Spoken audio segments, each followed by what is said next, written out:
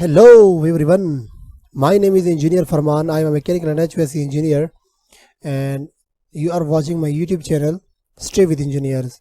At this YouTube channel I provide the various courses about mechanical and HVAC engineering. So if you are interested to learn these all courses, then subscribe this channel first and press the bell icon to stay with engineers. Let's go to start the lecture of today. Today our lecture is about effect of variation in various parameters and the performance on vapor compression refrigeration cycle. And today we will discuss about the part 2 of this topic, because the part 1 we have already discussed and it was about when we increase the condensing pressure, then what will its effect on the COP of the cycle. If you want to watch a part number first, the link is in the description, you can watch it. So today we will see our part number 2, and part number 2 is about when we decrease the evaporator pressure of the vapor compression refrigeration cycle, then what its effect on the COP of the cycle. So now in first case we will calculate the COP of this normal cycle, and in second step we will decrease the pressure of evaporator and will calculate the COP of this cycle again, and then after that we will compare this both of COPs. Now let's go to start. So let you consider that we have used the Freon 22 in this cycle as a refrigerant. So the suction pressure of the Freon is here 65 psi. Clear? This is our refrigeration effect, okay, from 4 to 1. This is our H4 and P4, and this is our H1 or P1. From point 1 to point 2, this is our P1 or H1, this is our P2 or H2.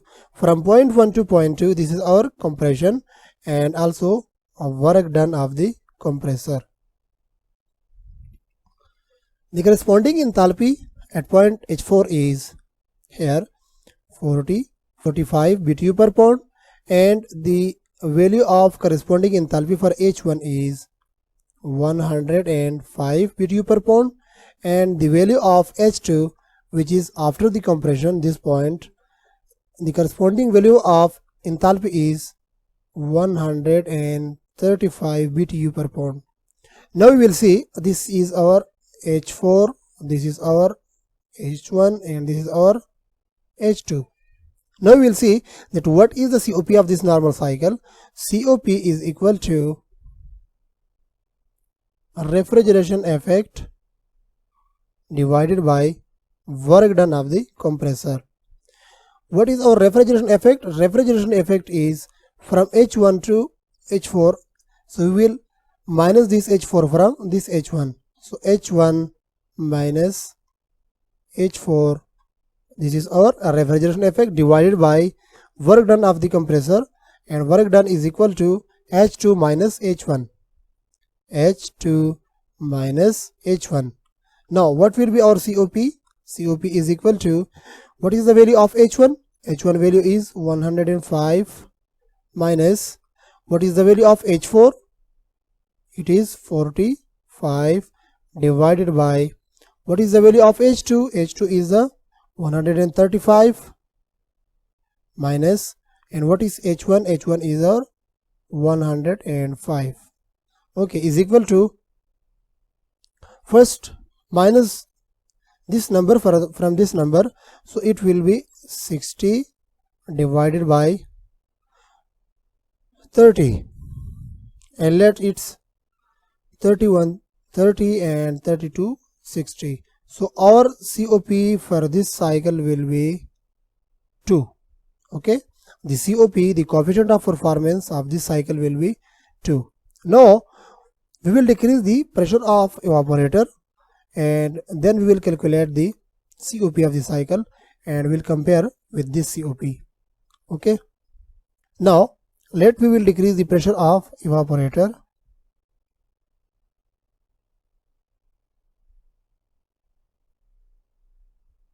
This is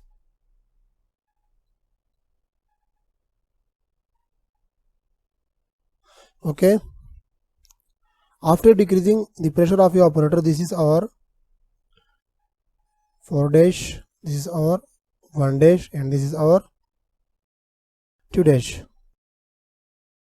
Now in this new refrigeration cycle, our refrigeration effect is from 4 dash to 1 dash.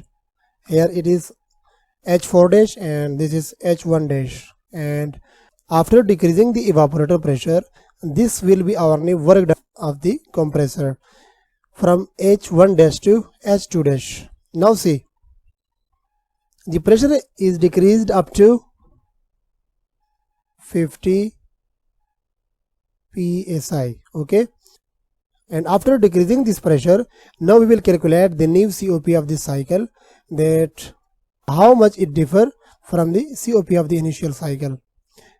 Now what will be the COP? COP is equal to a refrigeration effect divided by work done of the compressor is equal to, now our new refrigeration effect is from H4 dash to H1 dash. So H1 dash minus H4 dash divided by work done of the compressor is H2 dash minus H1 dash.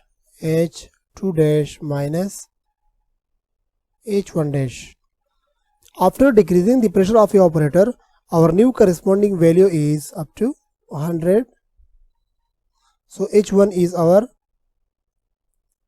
100 minus H4 dash is same to the initial 45 divided by, in work done, H2 dash is our 140 because this is greater than the initial point 2. Point 2 was our 135 while the new enthalpy is 140 minus H1 dash is same 100. Now is equal to 100 minus 45, it will be equal to 55 divided by 140 minus 100 is equal to 40.